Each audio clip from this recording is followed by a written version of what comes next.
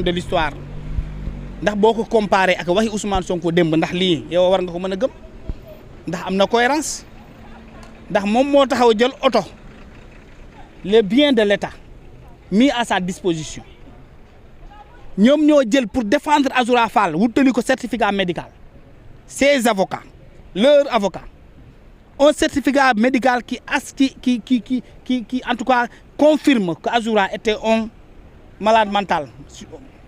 ak nu ñu ko mën a woowee leneen terme médical mais nit koo xam ne ànduloon ak xelam il prend les biens de l'État mu dem seetu nit kooku noonu prison xanaa moom bu muy jël document bi di ko yóbbante moom xamuloon ne kii nga xam ne mu ngi jël document bi di ko jox procureur il n'était pas c'était un déficient mental ndax vous voyez de la cohérence par rapport à ce qui s'est passé autour de ce dossier là est-ce qu'il y a de la cohérence parce que nit nag xel loolu lañ koy doyee pour ñu koy xel li ñu koy utiliser est-ce que réellement avec tout ce qui s'est passé autour de ce dossier là un premier ministre qui utilise les moyens de l'État qui rend visite à un élément boo xam ne moom moo ko jébbale justice dem seeti ko prison est-ce qu'il y a une cohérence je ne vois pas de la cohérence là-dessus waaw mais même bu dee bëgg na mu leer moom moo taxaw fii ci dëkk bi wax sénégalais yi ne encore pour répondre à cet élément man Ousmane Sonko je suis le responsable du ministre de la justice su ma ko waxee jàppal Déthié Fall mu jàpp ko démb encore mu waxaat dans le même contexte dans le même cadre dans le même temps mu ne su ma nekkoon président Bassirou Diomaye Faye yàlla xam lu tax defoon président de la république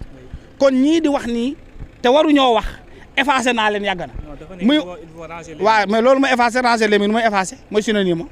ils vont ranger les murs ils vont disparaître ils vont partir ak noo ko mën a tuddee c'est français la lakk boo xoon joolaa sax ñu naan lakkam la moo ko xam mais lakkul joolaa français la lakk yaa ngi dëgg ils vont ranger les mooy ils vont disparaître ils vont partir ils vont disparaître mooy ils vont être effacés moo quoi et ça révèle quelque chose qu'est-ce que ça révèle que donc dans ce pays là les pratiques de Diouf les pratiques de Wade les pratiques de Macky Sall dañu fi président de la République mooy xool ku ko neex mu jàpp tëj yóbbu prison loolu lay firndeel il faut interpréter il faut savoir écouter ce que les gens disent et quand on écoute il faut comparer la posture qu'on nous a vendue dans le passé Ousmane Sonko ne nous avait pas vendu un projet où c'est le président de la République qui requiert qui doit parler et qui ne doit pas parler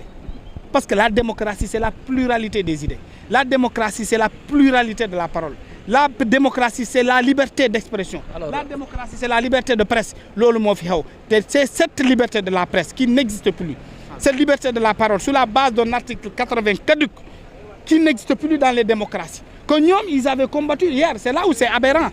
ñoom moom lañ doon combattre te ils utilisent l'article 280 Djibi Ndiaye a été poursuivi simplement sur la base de l'article 80 ainsi de suite loolu bu dee yow nekk nga démb di ko xeex tey nga ñëw di utiliser arme boobu sénégalais yi ñoo war a rendre compte ne kon ñii lu ñu leen daan jaay ak li nga xam ne moo nekk seen vrai ji ko bokkul. alors Abdou Nguer après 2 mois de détention préventive tey ñu waroon ko déglu fii ci juge 3e cabinet loo ñu mën a indi ci ay xibaar ci Abdou Nguer. waaw bu ñu ñëwee gisuñu Abdou Nguer gisuñu avocat am gisuñu kenn ñun man ak sama camarade bii di Youssoufa Diagne nekk au membre aussi du NFA dañoo dem yegg ci kaw au niveau du bureau du juge du 3e cabinet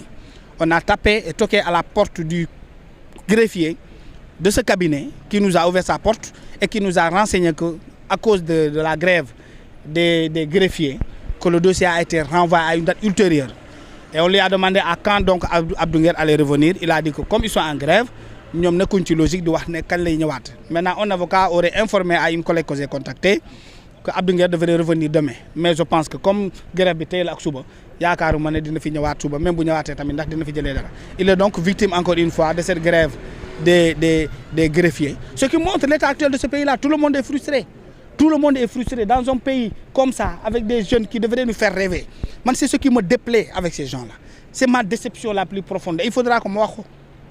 quand tu es jeune comme Bassirou Diomaye Faye tu es jeune comme Ousmane Sonko tu es jeune comme Djibi Ndiaye jeune comme Abdou Nguer jeunes comme tous ces jeunes là qui ont été embrigadés embarqués kidnappés par ce régime il faut faire c'est dans le rêve il faut faire rêver le peuple il ne faut pas apeurer ce peuple là nañu ñu révélo di ñu gëmloo ne dafay neex bu mu yem ci wax on n'est pas élu pour le prochain mandat Ousmane Sonko loolu la wane waat il pense à 2024 kenn mun ma tere nekk candidat aujourd'hui la préoccupation majeure de Ousmane Sonko elle devait être comment répondre aux attentes des Sénégalais ces Sénégalais surpris ces Sénégalais déçus ces Sénégalais qui suffoquent qui ont du mal à gagner leur salaire à temps ces Sénégalais qui ont perdu leur salaire 30 000 Sénégalais encore une fois et plus ces Sénégalais qui travaillent mais qui ne perçoivent rien du tout à la fin du mois. Vous tous qui êtes là, vous connaissez la presse aujourd'hui, la précarité que vive la presse. Liggéey tous les jours nga génn sa kër 8 heures dem fin du mois bu jotee tu perçois des miettes vers les 15.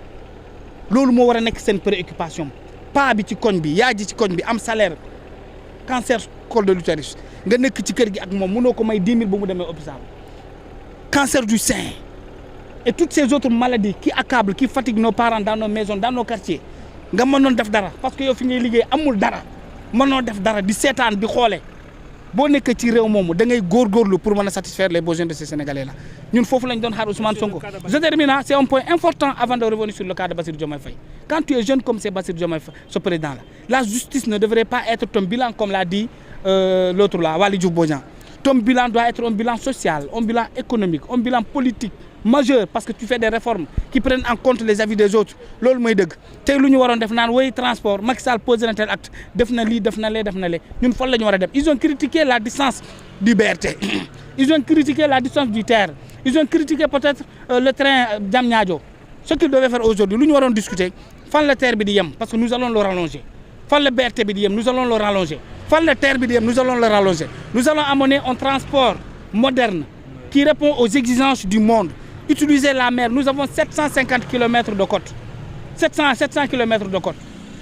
Comment exploiter cette mer-là pour que celui qui veut se rendre à Ziguinchor puisse emprunter le bateau, qu'on n'ait pas que ces deux bateaux-là, qu'on puisse pluraliser le transport maritime, mais qu'on puisse inventer d'autres systèmes de transport. Tu as critiqué le BRT, tu dis qu'il n'est pas performant. Tu as critiqué le TER, mais qu'on parle de TER, de TGV. Ousmane Sonko, Ziguinchor, tout de suite, je rappelais que même Montpellier se trouve au sud de la France. Des gens quittent au sud de la France pour aller travailler au nord à Paris et dans d'autres régions parce qu'ils ont emprunté le TER, le TGV, train à grande vitesse. Aujourd'hui, il faut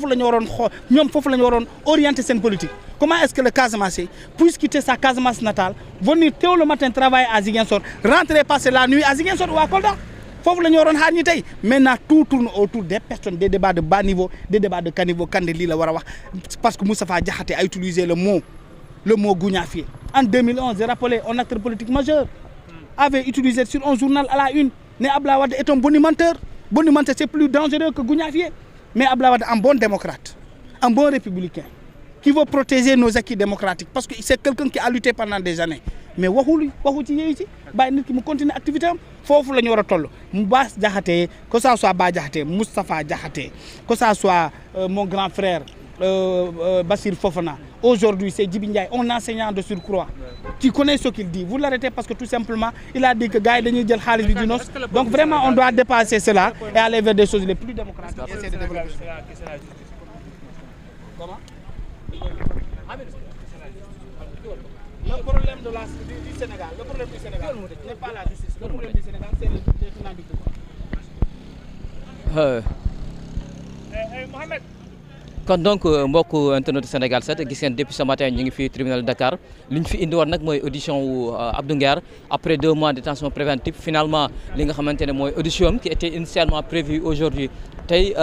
alxamis 3 juillet 2025 waaye seen ay naataangoo ki nga xamante